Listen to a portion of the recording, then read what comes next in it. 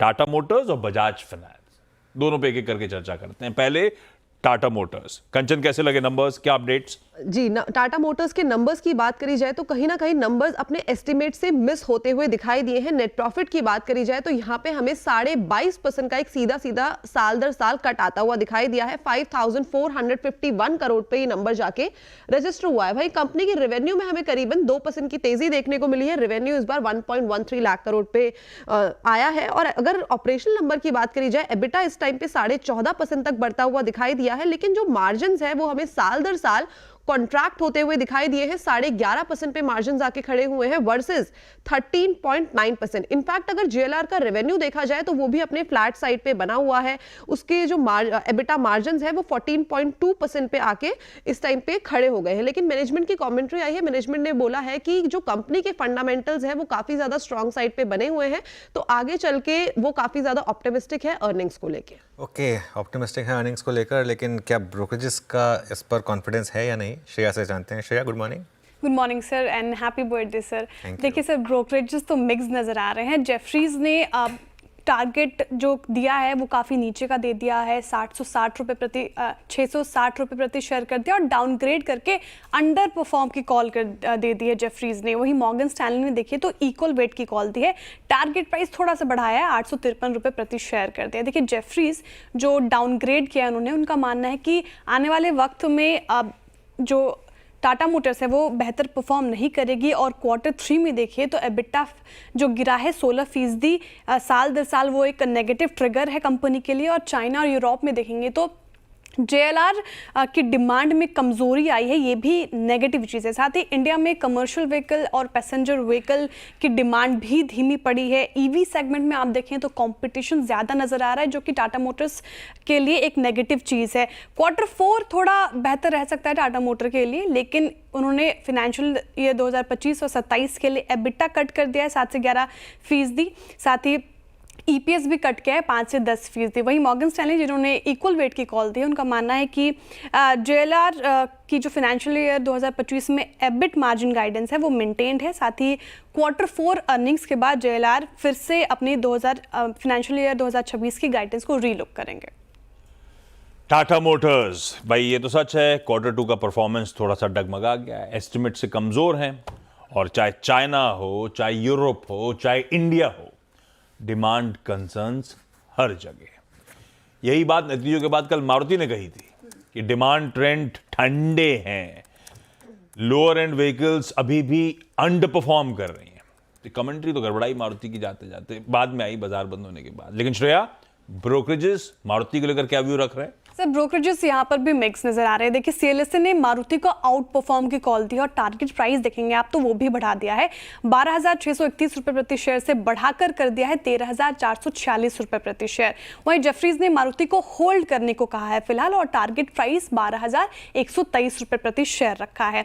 CLSA का मानना है कि बेटर स्केल के बावजूद मार्जिन थोड़ा गिरा है, quarter basis high scale promotion की वजह से मार्जिन पर दबाव पड़ा है। वहीं एबिटा मार्जिन उम्मीद के मुताबिक ही रहा, लेकिन सुस्त मांग के बीच खुदरा बिक्री बढ़ाने के लिए कंपनी को और प्रमोशन पर खर्च करना पड़ेगा और फर्म को आने वाले वक्त में सीएनजी पार्ड कार्स की जो डिमांड है वो आती दिख रही है, इसलिए सीएलएसए पॉजिटिव नजर आ रहे हैं। वहीं जेफरीज का कहना है कि year on year basis growth तो अच्छी रही कंपनी की, लेकिन एबिटा जो है वो Q3 में मिस हुआ है। पैसेंजर व्हीकल रजिस्ट्रेशन ग्रोथ भी वहां पे भी धीमापन देखने को मिल रहा है और कंपनी का कहना है कि डिमांड धीमी रहेगी आने वाले वक्त में भी। साथ ही Q4 में रिटेल ग्रोथ 4% रहेगा और फर्म का कहना है कि जिस तरीके से डिमांड शिफ्ट हुआ है कार्स से लेकर एसयूवी पर, वो थोड़ा तकलीफ दे है और पैसेंजर व्हीकल मार्केट स्लिप होकर अपने 12 साल के निचले स्तर पर आ गया है और एक्सपोर्ट्स में अच्छी ग्रोथ देखने को मिलेगी हालांकि, लेकिन फिनेंशियल ईयर 2025-27 के लिए ईपीएस को 2% तक कट किया गया है। ये है क्योंकि टाटा मोटर्स पे चर्चा हुई थी तो मैंने सोचा मारुति को पहले चर्चा कर ली जाए, डिस्कस कर लिया जाए। तो दोनों ऑटो दिग्गज आपकी स्क्रीन पे, निफ्टी का दूसरा नंबर जिस पर रिएक्ट करना है अपने को वो है बजाज फाइनेंस। कंचन नंबर्स कैसे हैं? जी, नेट प्रॉफिट की बात करी जाए तो यहाँ पे 18.5% का हमें एक उछाल देखने को मिला है साल दर साल। नेट इंटरेस्ट इनकम भी कंपनी की यहाँ पे बढ़ती हुई दिखाई दी है। 22.6% का इजाफा सीधा सीधा यहाँ पे देखने को मिला है। इनफैक्ट जो कंपनी के AUM है उसमें भी 28% की ग्रोथ देखी गई है।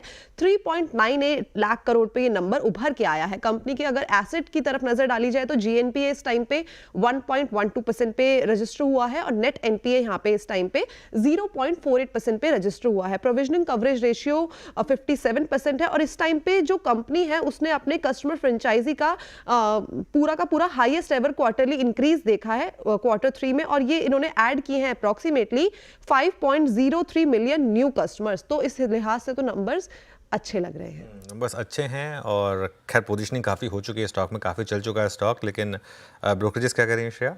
सर बिल्कुल नंबर्स अच्छे हैं और ब्रोकरेजेस सारे ही बुलिश नजर आ रहे हैं। देखिए मॉर्गन स्टैनली ने बजाज फाइनेंस को ओवरवेट की कॉल दे दी है। टारगेट प्राइस देखेंगे तो 9,300 रुपये प्रति शेयर कर दिया है। उसके बाद जेफरीज ने बाय की कॉल दी है, टारगेट प्राइस 9,270 रुपये प्रति शेयर कर दिया है।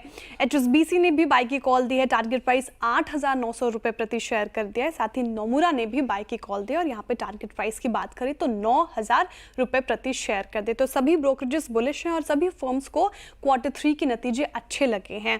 मॉर्गन स्टैनली का मानना है क्रेडिट कॉस्ट Q4 में लो रहेगा और फाइनेंशियल ईयर 2026 में EPS ग्रोथ 25% तक बढ़ सकता है। ये विजिबिलिटी दिख रही है फर्म को। Q3 में देखिए प्रॉफिट काफ़ी अच्छा था, 18% का अप देखने को मिला साल दर साल, और ये अनुमान से 5% ज़्यादा आया है। इसके अलावा जेफरीज का कहना है कि एसेट क्वालिटी ट्रेंड जो है वो स्थिर है, स्टेबलाइज्ड है, AUM ग्रोथ ज़्यादा स्ट्रॉन्ग है और एसेट क्वालिटी जो एक्सपेक्टेशन से अच्छी आई है वो की ट्रिगर था जिसने कंपनी को पुश किया, और सारे ही ब्रोकरेजेस बुलिश नजर आ रहे हैं। ये लीजिए भाई, बजाज फाइनेंस बढ़िया नतीजे हैं और कमेंट्री गाइडेंस जो दे रही है सामने वो भी बाजार को अच्छी लग रही है। और देखते हैं भाव में कितना है, किस तरह का रिएक्शन आज देखने को मिलेगा।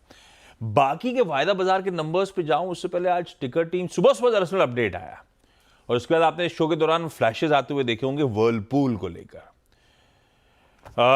कंचन क्या कह रहे हैं वर्लपूल वाले पेरेंट्स इसके? जी, कंपनी के नतीजे आए थे पेरेंट कंपनी के, और उसके बाद कंपनी ने कहा है कि वो वर्लपूल इंडिया में अपनी हिस्सेदारी को बेच सकती है। ये हो सकता है कि 2025 के हमें मिड टर्म तक, या तो 2025 खत्म होते होते ये पूरी की पूरी अनाउंसमेंट आती हुई दिखाई दे। इस टाइम पे अगर कंपनी का स्टेक देखें तो वो है 51% का, और हो सकता है कि ये 51% से स्टेक घट के हो जाए करीब 20% का। इससे पहले फरवरी 2024 में भी कंपनी ने यहाँ पे हिस्सेदारी बेची थी, 24.5% की हिस्सेदारी बेची थी। उसके बाद इनका बयान भी आया है मैनेजमेंट का। उन्होंने कहा है कि हम एक तरीके से पूरा का पूरा वर्लपूल इंडिया को एक ऑटोनॉमस स्ट्रक्चर बनाना चाहते हैं ताकि वो अपने हिसाब से काम कर सके। इसके अलावा इंडिया में जिस तरीके की डिमांड आ रही है, जिस तरीके का आउटलुक आ रहा है, उसको अच्छी तरीके से टैकल करने के लिए पूरा का पूरा अनाउंसमेंट किया जा रहा है। अब अगर ये पूरी की पूरी डील हो जाती है, अगर वो अपना स्टेक यहाँ पे घटा देते हैं, तो इसके बाद ये वर्लपूल इंडिया में माइनॉरिटी स्टेक होल्डर बन जाएंगे, क्योंकि जो इनका स्टेक है वो 26% से नीचे आ जाएगा। बिल्कुल। अच्छा, ये आशीष बहुत बड़ा एक इवेंट था जब इन्होंने पिछली बार स्टेक बेचा था। इनकी जो ग्लोबल मैनेजमेंट है वो CNBC पर आई थी, उनसे पूछा था इस पर सवाल, तो उस समय उन्होंने कहा था कि बहुत महंगा हो गया है हमारा स्टॉक, तो इसके लिए हम बेच रहे हैं। और उस समय की रिटेल की रैली बताता हूँ मैं आपको। उनके बेचने के बाद, उनके बेचने से पहले स्टॉक जो था वो 2600 से गिर के आया था। जब फरवरी में उन्होंने बेचा था तब फरवरी में वो स्टॉक आई थिंक 1200-1400 के करीब आ गया था। वहाँ से फिर वो स्टॉक फिर रिटेल ने कहा नहीं, आपको नहीं पता आपके स्टॉक की क्या वैल्यू है, हम बताते हैं।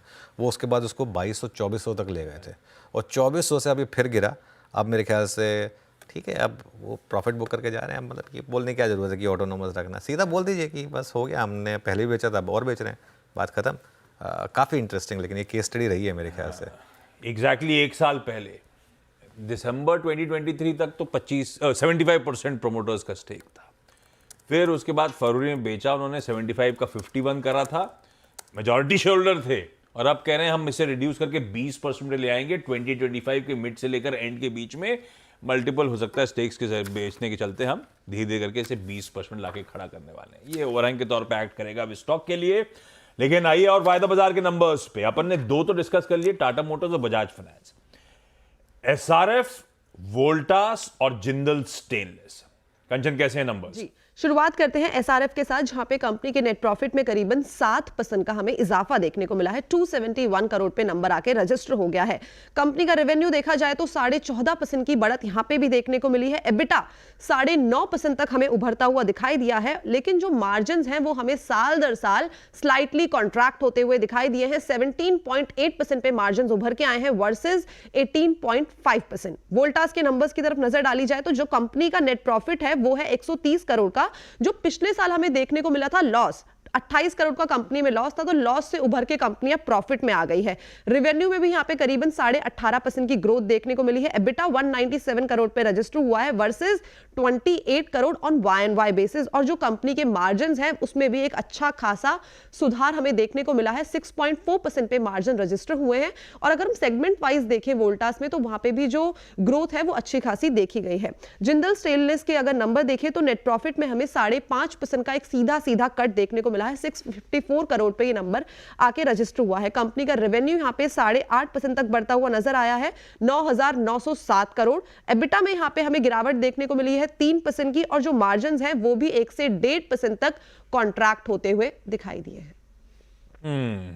ये हैं वायदा के नंबर्स। वोल्टास दिख अच्छा रहा है, लेकिन लार्जली ये एक्सपेक्टेड था स्ट्रीट में कि इस तरह से मार्जिन्स बाउंस बैक होंगे। इनफैक्ट मैं रिपोर्ट देख रहा था, जो एक्सपेक्टेशन था उससे तो एक शेड वीकर ही है, लेकिन डिलीवर करके दिया है इस कंपनी ने। खैर, इंतजार रहेगा वोल्टास, जिंदल स्टेनलेस और साथ साथ एसआरएफ के रिजल्ट रिएक्शंस का।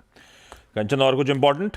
जी, कैश के कुछ नंबर्स की बात कर लेते हैं, जहां पे सबसे पहले बात करते हैं जेके पेपर के नंबर की, जहां पे नेट प्रॉफिट में हमें करीबन 72% का एक डाउनसाइड देखने को मिला है। कंपनी का जो रेवेन्यू है वो भी करीब 2.5% तक हमें यहाँ पे गिरता हुआ दिखाई दिया है, और जो मार्जिन है कंपनी के वो भी यहाँ पे 10% तक हमें कॉन्ट्रैक्ट होते हुए दिखाई दिए हैं। आरती ड्रग का जो मुनाफा है 1% बढ़ा है, लेकिन कंपनी की जो आय है उसमें सीधा 8% का कट देखने को मिला है। मार्जिन भी यहाँ पे हमें फ्लैट साइड पे देखने को मिला है, इनफैक्ट थोड़े से कॉन्ट्रैक्ट ही हुए हैं। रेमेंट के अगर नंबर्स देखें तो यहाँ पे मुनाफे में बड़ा कट हमें देखने को मिला है। इनफैक्ट आए लेकिन कंपनी की थोड़ी सी बढ़ती हुई दिखाई दी है, और मार्जिन भी यहाँ पे हमें सुधरते हुए दिखाई दिए हैं।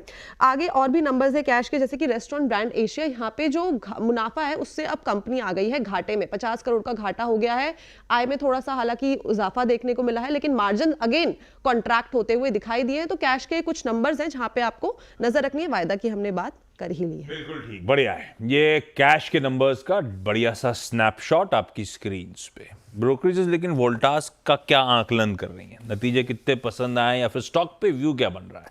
श्रेया, कैसे लगे वो नंबर्स? सर, फर्म को पसंद नहीं आए। गोल्डमैन की रिपोर्ट आई है और सेल की कॉल दे दी गई है। देखिए, टारगेट प्राइस भी कट कर दिया है, 1400 रुपये प्रति शेयर कर दिया है। जो आप कह रहे थे कि जो मार्जिन है वो एक्सपेक्टेशन से कम ही आई है, तो गोल्डमैन का भी ये मानना है कि जो तीसरी तिमाही है वो नरम रही है, कमज़ोर रही है। हालांकि जो कंचन बता रही थी, रेवेन्यू अनुमान से थोड़ी बेहतर रही, लेकिन मार्जिन में दबाव देखने को मिला, उम्मीद से कम था। साथ ही इसके यूसीपी सेगमेंट की बात करें, that is unitary cooling product segment, वो अनुमान से ज़्यादा उसमें ग्रोथ देखने को मिल रही है। लेकिन यहाँ पे सपोर्ट रेवेन्यू में कहाँ से आ रहा है? मैकेनिकल, इलेक्ट्रिक और प्लम्बिंग से मुनाफे को सपोर्ट मिल रहा है। तो ठीक ठाक रिजल्ट रहे, लेकिन गोल्डमैन को उतने पसंद नहीं आए, इसलिए सेल की कॉल।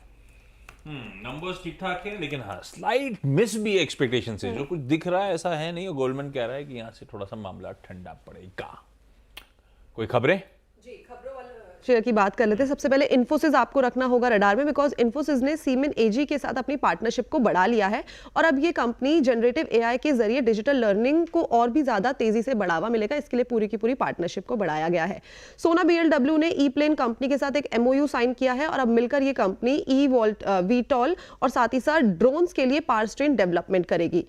इसके अलावा गार्डन रीच शिप बिल्डर को रखना होगा आपको अपनी नजरों में, बिकॉज अपोलो माइक्रोसिस्टम के साथ कंपनी ने अपना एमओयू साइन किया है, और अब मिलकर अंडर वाटर और साथ ही साथ एयर डिफेंस सिस्टम का डेवलपमेंट यहां पे किया जाएगा। ग्रेन्यूल्स इंडिया रडार पे रहेगा, क्योंकि यूनिट 5 को ईयू जीएमपी सर्टिफिकेट मिला है। बेसिकली ईयू अथॉरिटी ने नवंबर 2024 में इसकी पूरी की पूरी ऑडिट की थी, और जो आज नतीजे आने वाले हैं उस पर तो खासा फोकस होना ही चाहिए। बिल्कुल ठीक है, वो लिस्ट बताता हूं मैं कुछ देर बाद आप लोगों को। एक काम करें, मुनाफे की तैयारी समेट लेते हैं, और अब ट्रांजिशन पहला सौदा में।